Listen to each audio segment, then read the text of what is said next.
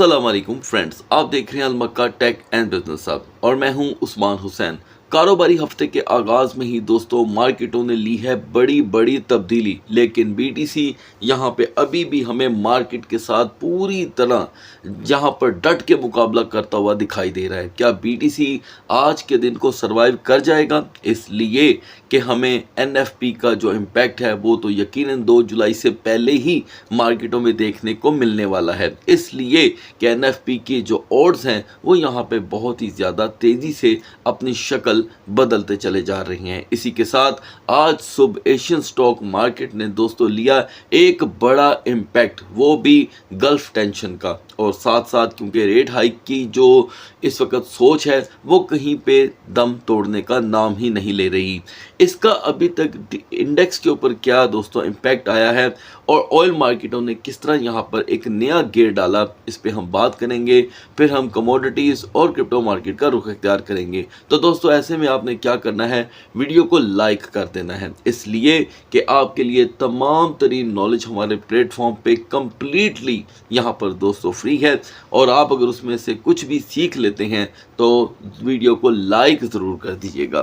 तो दोस्तों सबसे पहले तो हम ज़रा यहाँ पर एशियन स्टॉक मार्केट को दे लेते हैं आड़े हाथ, इसलिए कि जो गल्फ टेंशन हुई निकली उसको पाकिस्तान के सुबह 4 साढ़े 4 बजे एक ही ट्वीट के बाद निपटा दिया गया, जिसका मुझे डाउट भी था।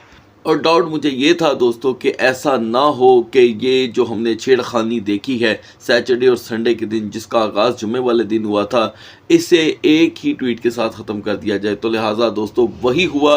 यहाँ पर MOU की पूरी पासदारी की गई और ये कह दिया गया बाकायदा तौर पे कि जी हम इसको पॉज करते हैं, दोनों तरफ से जो भी छेड़ाछाड़ी हुई उसको अब दोबारा हम यहाँ पे कंटिन्यू नहीं करेंगे। अच्छा, अब ये बात करने के बाद ऑयल मार्केटें जो $5 तक पर बैरल यानी कि मार्केटें ओपन होने से पहले ही यहाँ पर दोस्तों वाज़िया तौर पे पंप कर चुकी थी, वो तकरीबन $4 से $3.5 तक क्रैश कर गई। उनको भी हम यहाँ पे डिस्कस करेंगे, लेकिन इंडेक्स के प्राइस में दोस्तों कमी नहीं हो सकी। अभी हम इंडेक्स की तरफ भी जाएंगे। ऑयल प्राइस की जो अनसर्टेनिटी है वो एक मरतबा फिर से बढ़ी है, क्योंकि कल ये यकीन हुआ दुनिया को और ताजर हजरात को कि यार 10 दिन का ये जो पीस डील थी ये तो हमारे लिए एतमाद गेन कर रही थी, लेकिन अचानक ये सब हो जाना, इसके नतीजे में दोस्तों ऑयल प्राइस में बहुत ज़्यादा वॉलेटिलिटी के चांस बढ़ गए हैं सिर्फ कल के 2 दिन की वजह से। उसके बाद अगर हम यूएस के रेट हाइक की बात करें तो उसके जो ऑड्स हैं वो डॉलर के रेट बढ़ जाने की वजह से उसको अभी तक सपोर्ट कर रहे हैं और रेट हाइक की कमी यहाँ पर दिखाई नहीं दे रही।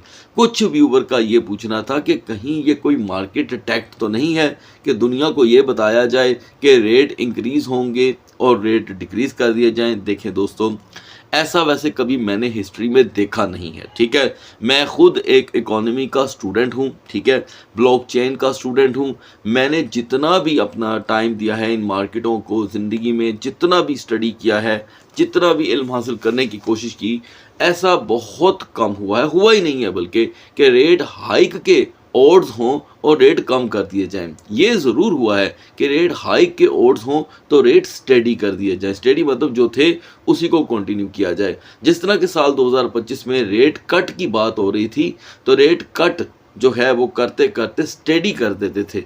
तो हाई हो या यहाँ पे कट की बात हो, इन दोनों के दरमियान सिर्फ एक रास्ता होता है, और वो रास्ता है तो होता है दोस्तों कि यहाँ तो स्टेडी रख के बात जो है वो ख़त्म कर दी जाए। लिहाजा अब अगर कोई नया सूरज कहीं से यहाँ पर तुलू हो जाए तो दोस्तों मैं कुछ कह नहीं सकता। लिहाजा इस वक्त तक जो ऑड्स हैं वो काफ़ी ज़्यादा टेंशन ज़्यादा बन चुके हैं, ठीक है जी। और क्योंकि बड़े बड़े दुनिया के जो बैंक्स हैं जिन्हें हम यानी कि समझ लें कि मार्केट के करता धरता जिनको मानते हैं, क्योंकि खुल के नाम तो किसी का आता नहीं है सामने, ठीक है, तो हम मेरे ख्याल है कि हम एक बैंक का वर्ड इस्तेमाल कर लेते हैं, जिसमें आपने देखा होगा गोल्डमैन साशे, ब्लैक रॉक, इनकी स्टेटमेंट से मार्केटों को कंट्रोल भी किया जाता है, इसमें तो कोई डाउट नहीं है। तो लिहाजा उनका ये मानना है, इवन कि अपने यूएस के जो सेंट्रल बैंक हैं उनका मानना है कि रेट हाइक रखने पड़ेंगे, करने पड़ेंगे, क्योंकि जिनके जो यहाँ पर इनके पास बॉन्ड्स सेल करके ये उनको यील्ड प्रोवाइड करते हैं, उनकी भी यहाँ पर डिमांड है कि इस चीज़ को इंक्रीज़ किया जाए। दोस्तों यहाँ पे इंडेक्स अभी भी बहुत ज़्यादा स्ट्रॉन्ग है। उम्मीद तो ये की जा रही थी कि ये आज के दिन टूटेगा, लिहाजा दुनिया जो है वो अभी भी डॉलर की तरफ लपक रही है। कितनी देर तक लपकेगी कोई नहीं जानता।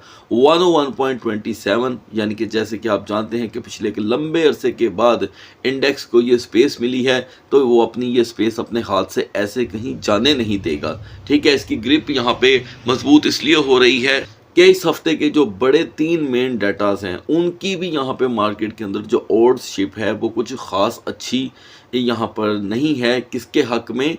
गोल्ड के हक में या क्रिप्टो मार्केट के हक में। ठीक है जी, उनकी तमाम जो ग्रिप है इस वक्त वो वाज़िया तौर पे इंडेक्स को यहाँ पर स्ट्रॉन्ग करती है और इंडेक्स को यहाँ पर मज़ीद जो है रेजिस्टेंस जो है वो मिल सकती है, क्योंकि हम अभी तक 101.9 का हाई देख चुके हैं। अगर हम यहाँ पे दोस्तों ऑयल प्राइस को डिस्कस ना करें तो ये होगी बड़ी ही ज़बरदस्त ज़्यादती, इसलिए कि अनसर्टेनिटी ने इन दोनों के जो फिगर्स हैं उनको अचानक ग्रीन लाइन में आके खड़ा कर दिया है, जबकि आप जानते हैं कि WTI 68 तक पहुँच चुका था। और ये जो पिछले 2 दिन का आपने मार्केट के अंदर बैंग बैंग देखा, ये उसका नतीजा है कि हम फिर से इस वक्त तकरीबन 72 और 73 से रिजेक्ट होके आए हैं। अब आप यहाँ से तो अंदाज़ा ले सकते हैं कि जिनके यहाँ पर कॉन्ट्रैक्ट्स हैं, जिनकी ऑलरेडी यहाँ पर ओपन कॉन्ट्रैक्ट की ट्रेड्स हैं, उनको तो यहाँ पे एक आसरा मिला होगा कि मार्केटें फिर से ग्रीन लाइट्स में आ गई। कौन सी मार्केटें? WTI की और ब्रेंट की। ठीक है जी। और अगर यहाँ पर हमें कोई सुलहनामे की या पॉज की स्टेटमेंट ना मिलती तो मैं आपको यकीन से कह सकता हूँ कि आज आप WTI को कमो बेश 75.80 तक देख रहे होते, क्योंकि जब भी कोई स्टेप अपर लेवल पे जाता है यानी कि बात बिगड़ने की तरफ जाता है तो ब्रेंट के अंदर 6 से 7 डॉलर का इजाफा एक नॉर्मल इजाफा कंसिडर किया जाता है।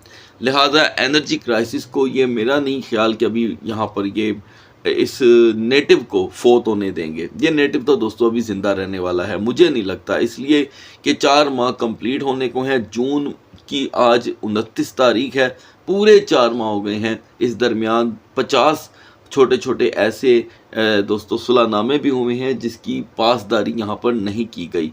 आने वाले दिन कैसे होंगे दोस्तों ये तो कोई नहीं कह सकता, लेकिन अब सबकी नज़रें डाटास के ऊपर हैं। 3 डाटा जिसका पहला आगाज़ कल के दिन से हो रहा है। ठीक है, मंगल टू जुमेरात हमें यहाँ पर जो कि है NFP का, ठीक है, ADP का, इन तमाम डाटा का इम्पैक्ट आज से ही देखने को मिल सकता है और BTC की स्ट्रगल यहाँ पे जारी है। बढ़ते हैं मार्केट की तरफ।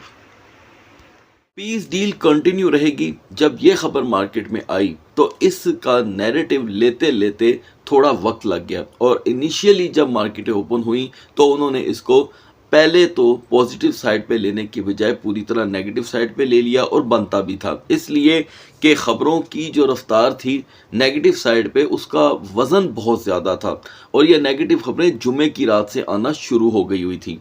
तो लिहाजा दोस्तों यहाँ पर BTC ने एक मरतबा फिर से बड़ा डिप शो किया 58,859, यानी कि जैसे मैं आपको एजुकेट करता आया हूँ अल्हम्दुलिल्लाह के 60,000 की पोजीशन अब बहुत ज़्यादा ही यहाँ पर डेंजर जोन में है। अगर हम डोमिनेंस की बात करें तो ये तो चू का तू है।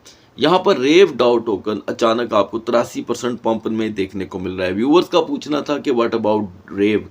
देखिए गाइस, स्टार्टिंग में जब ये 6 माह पहले मार्केट में लिस्ट हुआ था तो इसकी पोजीशन कदरे बेहतर थी, लेकिन तब भी ये फंडामेंटल नहीं था और आज भी नहीं। और आप जानते हैं कि जब ऐसे हालात में मार्केटें 10 से लेकर 100% तक का पंप शो करें किसी ख़ास टोकन में तो उसे हम कभी भी फंडामेंटल कंसीडर कर ही नहीं सकते। तो दोस्तों जल्दी से आगाज़ कर लेते हैं BTC से। आज है कारोबारी हफ्ते का पहला दिन, जून के महीने का सेकंड लास्ट डे। अब ये मैं क्यों जिक्र कर रहा हूँ, इससे बहुत ज़्यादा फ़र्क पड़ता है, क्योंकि अगर जून ने अपनी क्लोजिंग 60,000 से अंडर पे दी तो ये भी एक अपनी तरफ से एक तारीख बनेगी और प्रेशर भी लेकर के आएगा। अच्छा जी, तो दोस्तों जब हमने 58,859 का लो देखा उसके बाद फिर मार्केट ने एक बाउंस लिया और हमें 60,321 तक का रिवर्सल देखने को मिला। अब इस रिवर्सल में दोस्तों जान मौजूद नहीं है। सारी दुनिया जानती है कि एनएफपी जैसे डाटा आने से पहले मार्केटों में क्या हुआ करता है, और लॉन्ग और शॉर्ट स्क्वीज का सिलसिला तो आप पहले से ही देख चुके हैं, क्योंकि हिस्ट्री तो हमारे साथ ही चल रही है। और मैं आपको साथ साथ बता रहा हूँ कि एक पल भी ज़हन से ये बात मत निकालिएगा कि मार्केटों में ये सिलसिला अब रुकने वाला है, क्योंकि हालात व वाक़यात ही कुछ ऐसे हैं। अभी फ़िलहाल दोस्तों मार्केटें फिर से जो है पॉजिटिव जोन में एंटर होने से बहुत दूर हैं, और अब इसका जो नियरेस्ट नैरेटिव है 60,900 से 61,500 बीटीसी के लिए वो भी दुश्वार हो गया है। ओवर स्टे ऑन 59,800 700 हमें पुश कर रहा है बार बार 58,500 और 200 की तरफ। तो यहाँ पर अभी हमारे पास कोई सपोर्ट नहीं है, जिसकी वजह से नेक्स्ट कैंडल पे नज़र रखना बड़ा ही ज़रूरी होगा।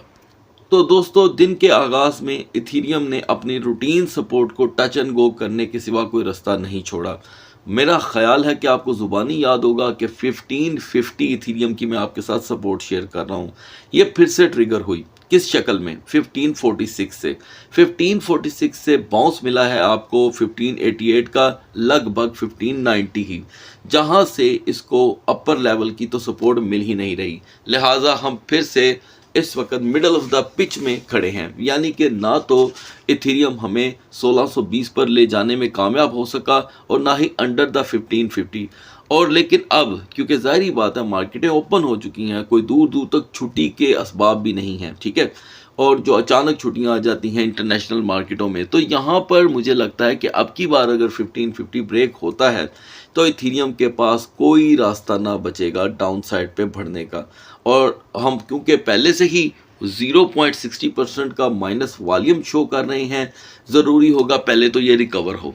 इसको रिकवर करते ही मार्केट फिर से 1590 पे आती है। सेकंड ट्रेडिंग सेशन तक इथेरियम में अगर 1620 की रेजिस्टेंस आ भी जाती है तो ये इसे ज़्यादा देर तक कैरी नहीं कर पाएगी, मुझे ऐसे लगता है। बढ़ते हैं आल्ट कॉइन्स की तरफ।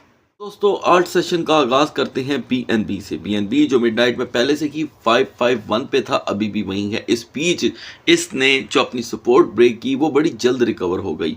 जैसे कि आपको अपडेट किया गया था कि जब भी 550 ब्रेक होता है मोस्टली इसका प्रेशर 540 और 544 की तरफ रहता है, लेकिन इस बीच बीएनबी ने जल्द बाउंस लिया दोस्तों, ये एक महज इत्तफाक है।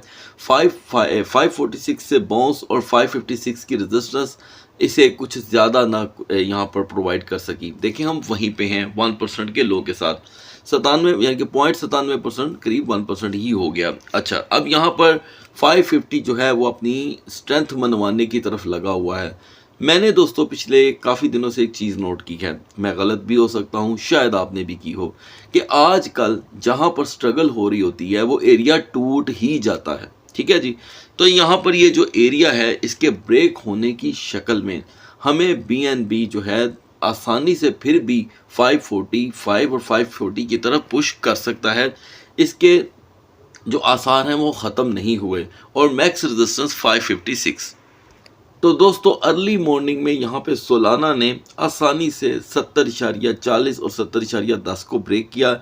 नतीजे में आप 69.68 का लो देख चुके हैं। अब यह नतीजा ये भी आपके लिए लेके आया है कि आपने 73.29 का हाई भी देख लिया। इस हाई में अभी अगर हम 72.50 को देखें तो ये कोई बुरी सपोर्ट नहीं है, लेकिन यहाँ पर ओवरस्टे और ऊपर से एक हैंगिंग मैन कैंडल हमें एक मैसेज देती है। इतना तो दोस्तों मैं आपको शुरू से बताता आ रहा हूँ कि टॉप के ऊपर बेरिश हैंगिंग मैन हमें बैक साइड पे लेके जाती है, और इसमें हमें चांस दिखाई दे रहे हैं फिर से 70.50 के अपर लेवल की रेजिस्टेंस 73.90 बड़ी स्ट्रगल के बाद। इस बीच दोस्तों सोलाना की तरह हाइपर लिक्विड ने भी अपनी सपोर्ट को ट्रिगर किया है। 60.50 इसकी सपोर्ट थी, 60.54 और 60.52 जैसे लेवल इसने दिखाए, और हाई रखा 63.05 का। और अब क्योंकि हाइपर लिक्विड भी यहाँ पर टॉप पे बेरिश कैंडल बना रहा है तो इसका रुझान 60.50 को ब्रेक होने की तरफ भी बढ़ सकता है। और अब क्योंकि हम काफ़ी ज़्यादा डिप हैं और ऑड्स यहाँ पे अगर एनएफपी में बढ़ जाते हैं इस चीज़ के कि वो यूएस इकोनॉमी के हक में नहीं आती, तो सूरत हाल बदल भी सकती है। सी कैश की दोस्तों सपोर्ट तो आपको ज़ुबानी याद होगी 380 जो इस दरमियान टूट गई और बुरी तरह टूटी। नतीजे में आपने 368 का लो देखा, लेकिन हाई भी इम्प्रेसिव रहा 387। यानी कि जिन्होंने 380 को प्रेफर किया उनको जी कैश ने कहीं ना कहीं कुछ तो यहाँ पर दिखाया जो पॉजिटिव जोन में आता है। अब क्योंकि 415 इसकी मैक्स रेजिस्टेंस थी, नया हफ्ता शुरू हो चुका है तो स्लॉटें यहाँ पे बदल रही हैं। मुझे ऐसे लगता है दोस्तों कि अगर 380 अब की बार दोबारा यहाँ पर ब्रेक होता है तो क्योंकि हम 368 का लो देखकर आए हैं तो यहाँ पर 380 का ब्रेक होना और जस्ट 45 मिनट तक रिकवर ना करना जी कैश को आसानी से फिर से 372 और 73 की तरफ लेके जाएगा। रेजिस्टेंस में अभी भी पावर मौजूद है लेकिन पहले जैसी नहीं, एकदम 415 पे आना मुश्किल होगा। मेरा ख्याल है कि 386 की रेजिस्टेंस हिस्ट्री वाइज अगर हम इस कैंडल को फॉलो करें तो ये इसे रिपीट कर सकती है। यहाँ से आगाज़ करते हैं उन कॉइन्स के तजिए का जिन्हें ऑडियंस अपने डिमांड के तौर पे हमारे कमेंट सेक्शन में लिखती है। अगर आप भी चाहते हैं दोस्तों कि आपके बतलाए गए टोकन को कमेंट सेक्शन में लिखा जाए तो ज़रूर आप भी वहाँ पर अपना टोकन लिख सकते हैं। आगाज़ कर लेते हैं लिंक से। लिंक की दोस्तों सपोर्ट थी 7.08 से 7.15। तो यहाँ पर लिंक की सपोर्ट दोस्तों हुई है ट्रिगर बहुत ही अच्छे तरीके से, क्योंकि हमने 7.15 का लो भी देखा, 7.36 का हाई भी। इस हाई में टॉप के ऊपर एक बेरिश कैंडल मौजूद है। ओवरस्टे ऑन दिस लेवल फिर से चेन लिंक को 7.20 से 7.15 का लो प्रोवाइड कर सकती है। तो दोस्तों फाइनली टाओ ने थोड़ी बहुत मूवमेंट शो की। बहुत से हमारे व्यूवर यहाँ पे काफ़ी ज़्यादा फेडअप दिखाई दे रहे थे, लेकिन शायद आप भूल गए कि कभी कभी सैटरडे संडे बड़े बड़े टोकन को एक गहरी नींद सुला देते हैं। इसके लिए आपको रेडी भी रहना चाहिए, लेकिन अक्सर औक़ात ऐसा नहीं भी होता। खैर एक्टिव रहना ही ज़रूरी है। अलबत्ता 205 की सपोर्ट टूटी, 202 से टाओ ने फिर दोस्तों ट्रिगर किया और 209 से हम रिजेक्ट हो रहे हैं। इसका मतलब ये हुआ कि पिछले 8 घंटे से ये बनी हुई दो बेरिश कैंडल्स टाओ को मिलकर मजबूर कर रही हैं कि ये 205 और 200 को भी ब्रेक कर दे। ऐसे नतीजे में पास्ट में हमने काफ़ी बार 196 का लो देखा है, लिहाजा डेंजर जोन टाओ की यहाँ पर ओपन है। अपर लेवल पे आने के लिए ज़्यादा से ज़्यादा रेजिस्टेंस 209 की ही है। तो दोस्तों यहाँ से आगाज़ करते हैं XAU से। ठीक है जी, XAU जो अपने दिन का आगाज़ यानी कि जब 3:10 पे इंटरनेशनल मार्केट्स ओपन हुई उसमें XAU हमें बड़ा ही खुशहाल दिखाई दिया, लेकिन फिर भी हम 4093 से आगे नहीं जा सके और वहीं से मार्केट दोस्तों रिजेक्ट हुई। हालांकि जो आपको सपोर्ट बताई गई थी 4085 से लेके 4075 से रिजेक्ट होने के बाद वो थी दोस्तों 4050 से 4055। तो गाइस मैं चाहूँगा कि आप जाके इसे रीचेक यानी कि रीवेरीफाई ज़रूर करें। हम 4093 से जब रिजेक्ट हुए तो XAU ने बराह रास्त 4045 का लो शो किया और अब भी यहाँ पर 8 घंटे से कोई सपोर्ट नहीं बन पा रही और अपर लेवल की ये जो येलो जो ट्रेंड लाइन है दोस्तों ये हमें ला कर मिला रही है सीधा सीधा 4050 के साथ। अब ट्रेंड लाइन और सपोर्ट लाइन ये देखें, पर्पल कलर की और येलो लाइन दोनों एक जगह पे इकट्ठी हो रही हैं। जब इस तरह की सूरत हाल बनती है तो एक डेथ क्रॉस बन जाता है दोस्तों, जो इसके करंट सपोर्ट लेवल को तोड़ने में कोई कसर नहीं छोड़ता। तो अब की बार अगर हम 4055 और 4050 को कंटिन्यू ना कर सके तो ऐन मुमकिन है कि मार्केट हमें एक नया जलवा दिखाए 4030 से 4020 का, जो बहुत ही डेंजर होगा इस वक्त XAU के लिए, जिसमें 4000 के ब्रेक होने के चांसेस फिर बढ़ सकते हैं। एनीवे अपर लेवल के लिए दोस्तों हमें हर सूरत 4090 से लेके 4120 की रेजिस्टेंस अपनानी होगी, तभी ही मार्केट इस वक्त NFP के डाटा को ओड्स की हद तक बर्दाश्त कर पाएगी। लिहाजा अगर आप इसे रीवेरीफाई करना चाहते हैं तो बाय डिफाई पे जाके कर लीजिएगा। अगली वीडियो तक अल्लाह हाफिज़।